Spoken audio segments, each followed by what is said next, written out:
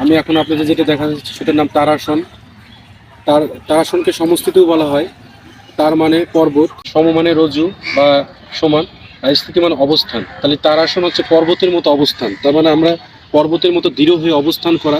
আমরা যে দাঁড়িয়ে থাকি, আসলে আপনারা শুনলে অবাক হবেন যে আমরা যে দাঁড়িয়ে থাকি, এটা আমাদের দাঁড়ানোটার মধ্যে অনেক ভুল আছে। দেখবেন যে আমরা অনেকে দাঁড়িয়ে থাকি, কেউ পায়ের ডিমের উপরে ভর করে। এতে দেখা যায় যে অনেকের পিছন সাইডটা অনেক ব্যথা থাকে, কিছুক্ষণ পর ক্লান্তি বোধ করে। আবার অনেকে আবার পায়ের ডিম না, পায়ের গোড়ালির বাদ দিয়ে আবার সামনের দিকে পায়ের পাতার উপরে, শুধু সামনের পাতার উপরে ভর দিয়ে দাঁড়িয়ে থাকে, সেটাও ভুল। অনেকে আবার দেখবেন দুই পায়ের উপর সমানভাবে দাঁড়াতে পারে না, এক পায়ের উপরে সারাদিন কাটিয়ে দেয়। তার মানে কি, এক পায়ের উপর দাঁড়ালে এক পাটা কাঁপে। তার মানে আমাদের দাঁড়ানোর মধ্যে ছোট থেকে যে প্র্যাকটিসটা আমরা করছি, এটা টোটালি ভুল।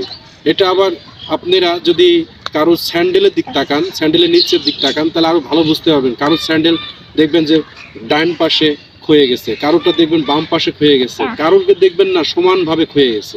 তার মানে কি, আমাদের দাঁড়ানোর মধ্যে সমস্যা, যার জন্য আমরা অল্পতেই ক্লান্তি হয়ে পড়ি।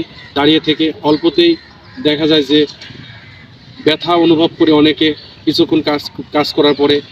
ঠিক সেই জন্য আমাদের দাঁড়ানোটা সমানভাবে কীভাবে দাঁড়াতে হবে, প্র্যাকটিসের ব্যাপার, বা এটা আমাদের শিক্ষণীয়, যেটা আমরা ছোটোকাল থেকে শেখার দরকার। কিন্তু আমাদের এইভাবে কেউ কখনো কোনো শিক্ষণীয় গুরু বা কেউ নাই, টিচার নাই।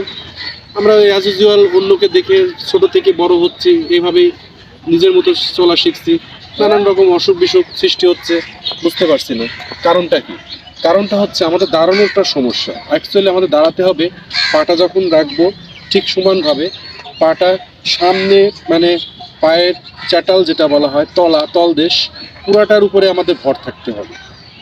সেটা আমাদের পায়ের গোড়ালি যদি হয়ে থাকে, শুধু গোড়ালি না, পুরাটা পায়ের উপরে ব্যালেন্স থাকতে হবে। তাহলে হবে কি, আমাদের শরীরের যে ব্যথা অনুভব হবে না। এতে হবে আমাদের নিতম্বটা থাকবে সংকুচিত।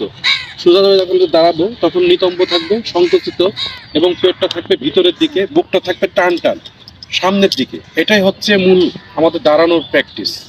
আবার বলছি, নিতম্ব থাকবে সংকুচিত, পেটটা থাকবে ভিতরের দিকে, এবং বুকটা থাকবে সামনের দিকে, এবং ব্যালেন্সটা থাকবে পুরাটা দেহের উপরে, পায়ের উপরে, সমানভাবে পায়ের উপরে থাকবে। এবং হাতটা যদি আমরা এইভাবে রাখি, যদি আমরা প্র্যাকটিস করতে পারি কিছুদিন, দেখবেন যে আমাদের এটা ব্যালেন্স এসে গেছে।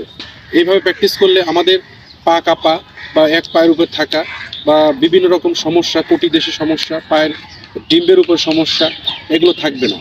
তাই আমরা যদি এভাবে না থাকি, শুধু পায়ের ডিমের উপর থাকি, দেখবেন যে পাটা তখন কি হয়, পায়ের ডিমের উপর থাকলে পেটটা আমাদের নিতম্বটা ওটা সংকুচিত হয় না, তখন আবার পেটটা বাইরের দিকে চলে আসে, বুকটাও সুন্দরভাবে বাইরে আসে না। যার ফলে কি হয়, আমাদের অল্পতে ক্লান্তি হয়ে পড়ে।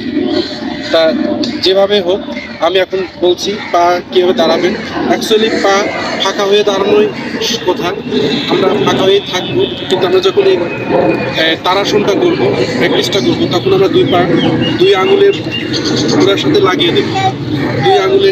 দুই বুড়া আঙুল একসাথে লেগে যাবে, এবং আমরা শরীরটাকে শক্ত করার চেষ্টা করব, এবং দুই পা সমানভাবে ব্যালেন্স করে দাঁড়াবো।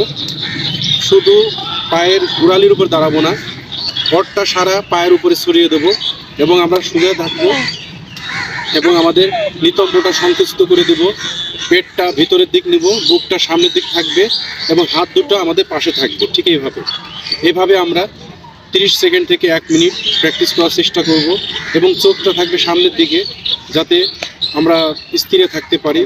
এভাবে থাকলে আপনাদের যে দাঁড়ানোর সমস্যাটা, একটু পরে শিথিল অনুভব করবেন, একটা অন্যরকম সুখ অনুভব করবেন। আপনি যত সময় ধরে করবেন তত ভালো। 1 minute, 2 minute, 3 minute, highest 5 minute করা প্র্যাকটিস করুন। 5 মিনিট পর্যন্ত আমরা এই প্র্যাকটিস করতে পারবো। এই প্র্যাকটিসটা করলে আমাদের দাঁড়ানোর যে প্র্যাকটিসটা আমরা আয়ত্ত করতে পারবো, এবং আমরা নিজেদের মধ্যে যে সমস্যাগুলো আছে নিজেরা দূর করতে পারবো। ওকে ফ্রেন্ডস, আমার এই তারাসন দেখে যদি আপনারা ভালো লেগে থাকে, তো অবশ্যই আমাকে শেয়ার করবেন, লাইক দেবেন, এবং সাবস্ক্রাইব করবেন। Thank you.